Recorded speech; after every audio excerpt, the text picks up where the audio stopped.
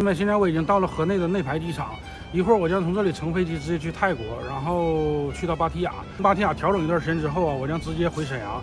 毕竟出来这么长时间了，家里好多事儿需要我处理，所以说我得回去休息休息。刚刚在越南出境的时候，我给大家看看我这个签证，大家看看我这个签证，好多的出入境这个章，就是说频繁的往返越南和中国，所以说这边海关呢还是比较重视。你看我这个签证有点懵。后来就对我进行了一番调查，他可能不知道我在，因为老街那边嘛，大家知道我每天跟111一会儿回国了，一会儿回来了，就我们有时候为了吃顿饭回来，为了吃一顿火锅，我们都要回中国去吃，所以说就造成了这个在我签证上啊大量的出入境这个章。那么海关表示怀疑，这个是可以理解的，然后他们调查了5分钟就放我出来了。所以说大家注意点，如果说你这个签证上啊有过多的这种出入境章，那在出入境的时候，海关肯定会盘查或者会怀疑你，这个是很正常的一种现象。那么下面关于111和越南妹啊，我跟大家说一说。刚刚跟越南妹分开，越南妹来机场送我，也是哭哭啼啼，心里挺难受的，搞得我其实也很难受。大家知道，其实就现在来说，我跟越南妹之间就是普通朋友，而且我们两个彼此心里也明白，我们不可能在一起。越南妹最终也是跟我说的意思，她也希望我跟111能够在一起。在越南妹看来，111还是比较适合我的，所以说。哎呀，其实我就想跟越南妹说，无论是你越南妹还是111，我不可能跟你们在一起。111就是我的普通助理。但这个话呢，即便说出去，越南妹也不能相信。那我想咱们视频前的朋友们也不一定会相信我说这个话。但是在我心里，我跟大家说实话，他111就是我的助理，我们真没有什么关系。而且我跟越南妹之间更不可能，我们就是普通的朋友。不过兄弟们，从这点上就可以看出，所以越南妹现在的意思就是希望我跟111在一起，她也知道我们俩不可能在一起，我们永远成为朋友就可以了。越南妹在大是大非面前还是很有底线、很有原则、很明事理的。这也就是我为什么跟越南妹能够成为这么多年的朋友，能够保持这么好的关系。她在有困难的时候，我会竭尽全力的去帮助她，包括我相信我有困难的时候，她也会来帮助我。这就是原因。昨天111在离开的时候啊，她的意思。也就是说，如果下次我再回到越南，我必须做出选择。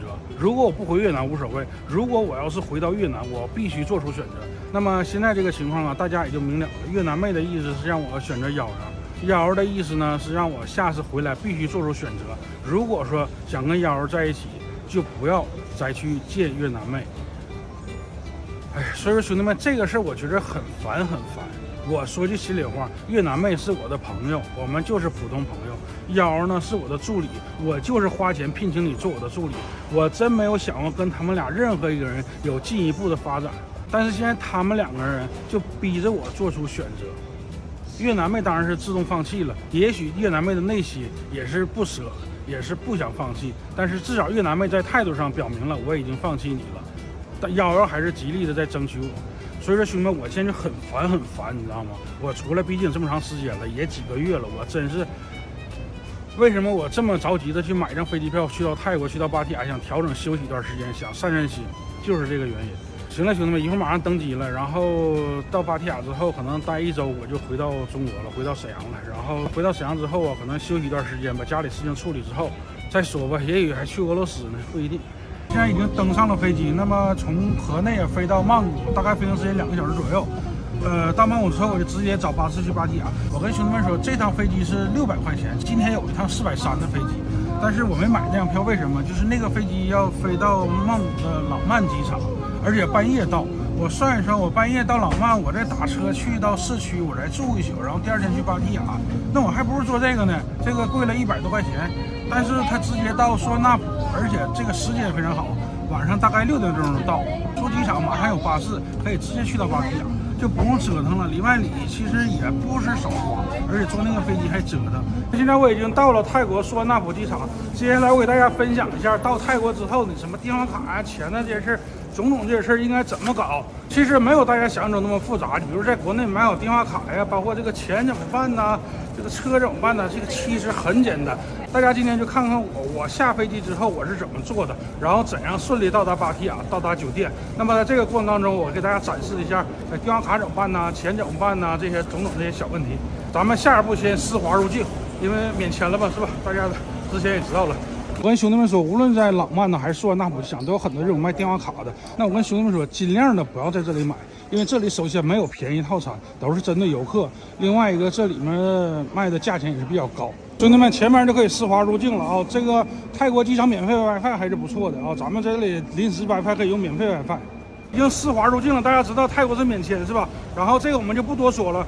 那么下一步我先去取钱，因为我手里没有钱呢，咱们就拿我们国内银行卡就可以在这里取钱。那么取钱这个问题，我跟大家说一下，在泰国实际上汇率最好的是你从国内带现金过来，然后不要在机场换啊。比如说你去芭提雅，比如去曼谷到市区去换钱，这个是汇率最好的。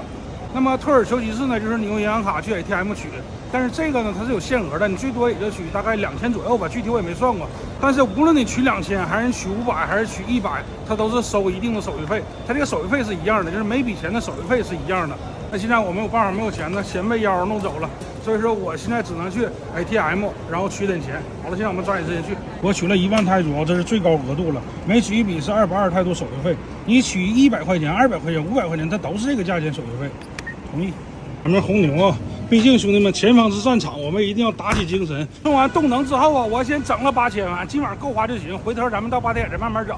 关于这个取钱啊 ATM， 其实在全世界各大机场也是有套路的。你基本在机场里面吧，它这个 ATM 都是空的，你知道吗？也许啊是人家为了不想让你在这取钱，想让你换钱，所以说机场里面的 ATM 总是空的，我总是取不到钱，没有办法，只能来到这个机场外面。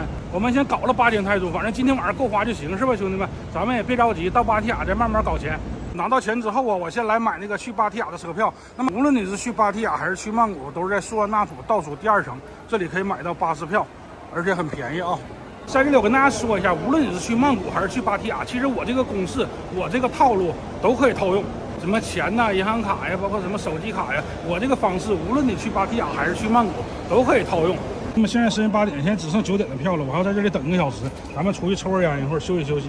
票价大概在30块钱人民币左右，我在这里等1个小时。那么看到这里啊，我相信很多朋友会有疑惑，哎，那你拿到钱怎么没去买电话卡呀？是不是你下飞机最先考虑的应该是你的网络、你电话卡呀？我之前在视频里曾经跟大家说过，在泰国最牛逼、最性价比的电话卡就是711卖的 7 Day， 就是7天卡。这种电话卡在机场这种旅游景区、这种旅游地点呢是买不到的，你必须要到市区里的7-11店铺才可以买到。而且7 Day 这张电话卡就是不到人民币10块钱，可以用7天。据我感觉，应该是这7天流量是无限量的，而且无论你买各种卡，性价比都没有这个7 Day 高。这个卡他们运营商可能也不太赚钱，你知道吗？